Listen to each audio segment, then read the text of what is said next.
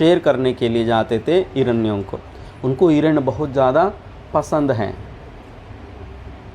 उसके लिए सारे गांव को लोगों को काम दे के रखे थे, हिरण्य कहाँ कहाँ है वो हमें बताना, हमें सहयोग करना बोल के हर दिन लोगों को तंग करते थे। तब लोग ने कहा हम खेती बाड़ी करने वाला लोग हैं, आप लोगों को हिरण्य को पकड़ने में हम सहयोग देते, कैसा दे, हम खेती बाड़ी काम करें या आपको हिरण्य पकड़ के दावत देने के लिए हम क्या काम करें। तब ये लोग सारे तंग होके, पूरा गांव के लोग लगभग 16 गांव के लोग इकट्ठे होके सारे जंगल का हिरण्यों को पकड़ के एक जगह रखेंगे। तब उसी जगह पे जाके राजा उसको शिकार करके अपनी हिरण्य को पकड़ के ले जाए और दावत करें। तब वो सारे 16 गांव के लोग, एक कबीला 500 हिरण थे और दूसरा कबीला 500 हिरण थे, ऐसा 1000 हिरणों को पकड़ के रख दिया, एक जंगल में बांध दिया, मतलब जाली बांध दिया, वो कहीं ना जाए। तब राजा को बोल दिया। राजा हर रोज़ आया, हर रोज़ आके शिकार करते थे। कोई किसी का हाथ टूट गया, चमड़ी टूट गया, कहाँ गर्दन टूट गया, कोई कई सारे प्रकार के घायल हुए। तब ये 500 कबीले के नेता और दूसरा 5 कबीलों के हिरण का नेता आया। वो दोनों बहुत सुंदर सुंदर थे। हम तो हर रोज़ मर रहे हैं, मरना ही तो मरना है, हम एक एक जाके मरेंगे, ऐसा नहीं मरेंगे। कोई किसी का चमड़ी काट गया, कोई किसी का कान काट गया, कोई किसी का पैर टूट गया, क्यों ऐसा मरना। तब सारे हिरण्य, 2 कबीलों को हिरण्य अपना तय किया त्याग करने के लिए, अपने आप जाके राजा का गर्दन दे और त्याग दे, बलिदान दे। ठीक है। तब राजा के पास आए ये दोनों हिरण, नेता हिरण, देखने के लिए बहुत सुंदर सुंदर हैं। तब दोनों हिरण कहा राजा से, राजा आप हमें हर रोज आके ले जाओ, हम एक एक हिरण को आपको देंगे। तब ये दोनों हिरणों को देख के, बहुत सुंदर सुंदर हिरणों को देख के एक वो राजा ने एक आज्ञा दिया, आप लोग बहुत सुंदर सुंदर हैं, आप लोगों को हम नहीं शेयर करेंगे, ना नहीं काटेंगे, ना जंगल में नहीं छोड़ेंगे, आप लोग आराम से रहिए बोल के उनको काटने के लिए आज्ञा नहीं दिया। तब ये दोनों नेता बच गए। तब बची अभी 1000 हिरण। तब एक दिन अपनी बलिदान देते रहे राजा का दावत के लिए। एक दिन आया एक कबीला का नंबर, एक हिरन का। तब उस दिन उस कबीला का, उस हिरन का नंबर जो आई थी वो गर्भवती थी। तब उन्होंने अपनी नेता हिरण्य से कहा, मैं आज गर्भवती हूँ, हमारा डिलीवरी होने दो, बच्चा पैदा होने के बाद में मैं चले जाता हूँ। हाँ, यदि तुम्हें मारे तो तुम्हारा बच्चा भी मर जाएगा, इसलिए हम दूसरा कबीला को बोल दे वो अपना आज नंबर लगाए। तब दूसरा नेता के पास जाके, नेता के पास जाके उन्होंने ऐसा कहा, ठीक है हम चलेंगे, आज हमारा नंबर लगा देंगे। तब नेता किसको भेजे, जो दूसरा कबीलों को 500 नंबर हैं, किसको भेजे? आज भेजे तो वो अरिन कहेगा मेरा नंबर नहीं है आज, उसका है, ऐसा कहेंगे। तब नेता कुछ समझ में नहीं आया, फिर नेता खुद आया गया, वो दूसरा कबीले का नेता, बहुत सुंदर सुंदर है। तब राजा देखा, तुम क्यों आए, तुम्हारा नंबर तो मना है, तुम्हें नहीं मारेंगे हम, तुम्हें नहीं खाएंगे हम। तब उस कबीला का नेता ऐसा कहा हिरन ने, देखो जी आज हमारा नंबर नहीं है, हमारा कबीला का नंबर नहीं है बलिदान देने का, दूसरा कबीला का है, जो किसका नंबर लगाए वो गर्भिणी है, हम उनको नहीं मार सकते और बलिदान के लिए नहीं भेज सकते, यदि भेज दिया उसका पेट के अंदर जो बच्चा है वो भी मर जाएगा, ये भी मर जाएगा।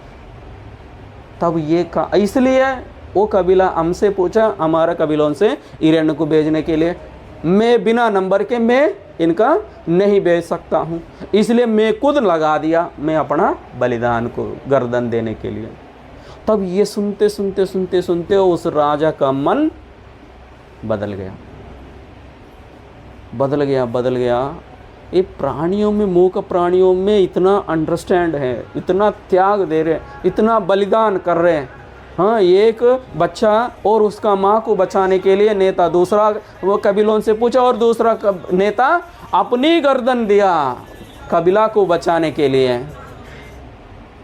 तब राजा मन बदल गया, उन्होंने शपथ ग्रहण किया, मैं आज से किसी हिरण्यों को नहीं मारूंगा, ना दावत नहीं करूंगा। राजा उसका जो युवराजों को, उसका जो पूरा परिवार को दावत नहीं करूंगा, जंगल में नहीं जाऊंगा।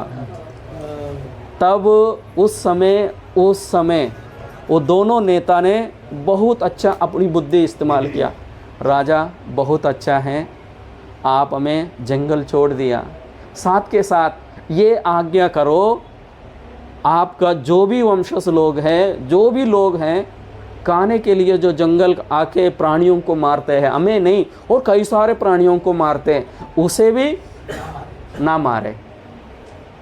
ठीक है, राजा पूरा आज्ञा दे दिया, हंटिंग बैन हो गया जंगल में।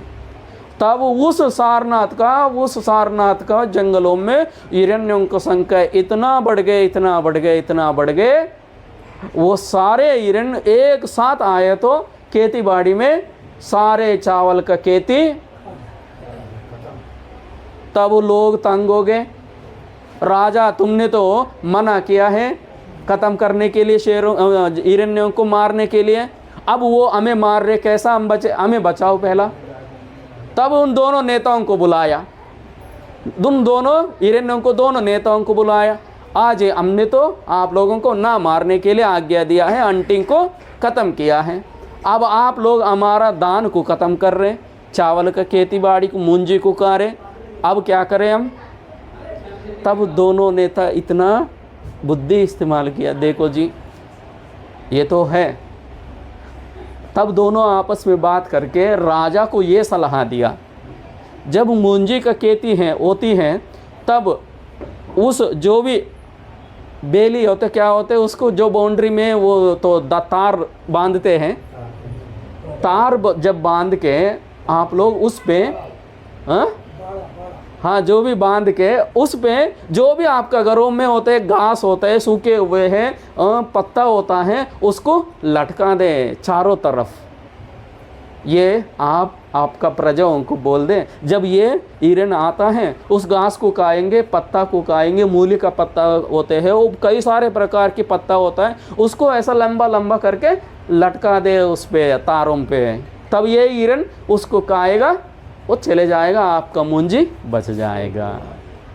सो यहाँ हम उन हिरणों से ये सीखना चाहिए, खुद कैसा बचना है और समाज को कैसा बचाना है और देश को कैसा बचाना है। एक छोटा सा बलिदान, वहाँ बाबा साहब का बात याद आता है इंग्लिश में, my people will sacrifice everything to establish Buddhism. यहाँ हम क्या एवरीथिंग में, मेरे लोग सब कुछ त्याग करेंगे बुद्धिज्म को स्थापना करने के लिए। यहाँ सब कुछ में क्या डालें हम त्याग करने के लिए, हम तो हमारा पास तो है ही नहीं कुछ भी, और फिर भी क्या डालें सब कुछ। ये व्यक्तिगत है, आप कुछ भी डालो एवरीथिंग में और सब कुछ में, कुछ ना कुछ बिना त्याग के हम खुद नहीं बच सकते, समाज को नहीं बचा सकते और देश को नहीं बचा सकते और कुछ भी नहीं पा सकते। वो ये कि छोटा सा बलिदान उन्होंने दे दिया हिरण्यों ने, अब हम क्या बलिदान दें। सो ये हम लोग बार बार हम इन शब्दों को याद करना चाहिए। हम बिना बलिदान के हम कुछ भी नहीं कर पाएंगे। बाबा साहब की बलिदान, तथागत बुद्ध की बलिदान और कई सारे महान पुरुषों की बलिदान की वजह से ही हम चिवर पेने, हम डॉक्टर बने, MA MPhil PhD BA LLB पढ़ाई किए और सब लोग अपनी अपनी सुविधा के अनुसार अभी जी रहे हैं उन लोगों की बलिदान की वजह से। अब हम यदि हम बलिदान नहीं कर पाए, त्याग नहीं कर पाए और आने वाला पीढ़ी और हम खुद नहीं बच सकते। तो इतनी कह के आप लोग के सामने जो बंते जी बोल रहे, इनका नाम है डॉक्टर बिक्कू नागभूषणा, मेरठ से आया हूँ। वही नंगला सेकू है मवाना रोड पे, वह 2 बीघा ज़मीन खरीद के बुद्ध विहार प्लस स्कूल बना रहे। ये सारे उपासक लोगों की दान पारमिता और ऐसा बौद्धों की संस्कार की वजह से ही ये काम चल रहे हैं। आप सभी को नमो बुद्धाय, जय भीम।